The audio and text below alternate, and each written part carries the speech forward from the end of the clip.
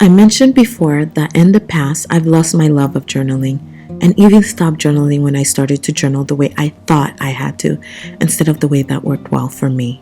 I would like to share with you some different styles of journaling that I have used or noticed used.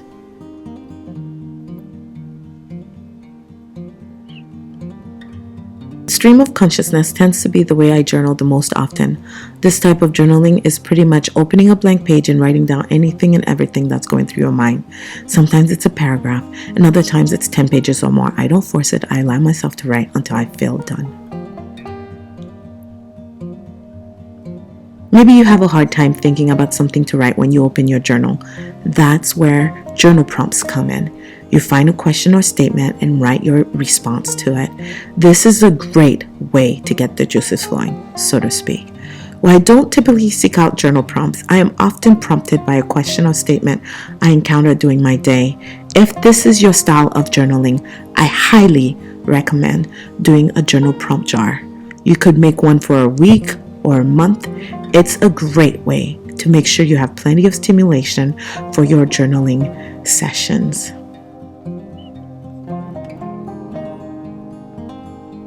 Historical is the type of journal I thought I needed to do, something for my descendants to have to get to know me and to tell them about the world I lived in. It was not appealing for me at all. I started to filter what I said or thought. I wrote tedious things just because I thought I needed to. It just did not work for me. But it does not mean it will not work for you. There are people who love this type of journaling. They love recording the day-to-day and probably see so much more history in their day than I did in mine. I do include some historical data in my journal, but only when it feels right for me to do so. My husband is a short and sweet type of journaler. He has a small journal that fits in his jacket that he pulls out when he feels like it and writes a few thoughts that are going through his mind or about an event that occurred. It's usually just a few sentences. Some of you are visual. Writing down a bunch of words is not your thing, but creating an art piece that represents who you are, what you're feeling, the events that are going through in your life, that works amazingly for you. The Instagram account, Danny Draws, shows this type of journaling style. It's beautiful. As you can see, she describes different experiences or feelings in her life. Most of it, she adds some type of humor, but it still represents who she is.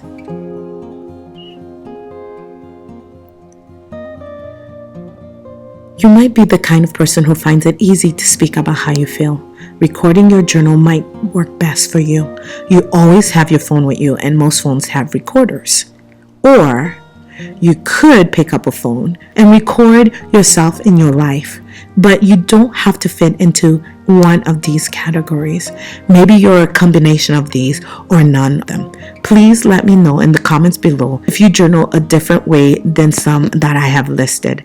If you are still on the fence about journaling or want to know the journaling style that works best for you, I created a 14-day journaling challenge that helps you stay consistent. I would like to end this video with a quote by Brad Wilcox. A personal journal is an ideal environment in which to become. It is a perfect place for you to think, feel, discover, expand, remember, and dream.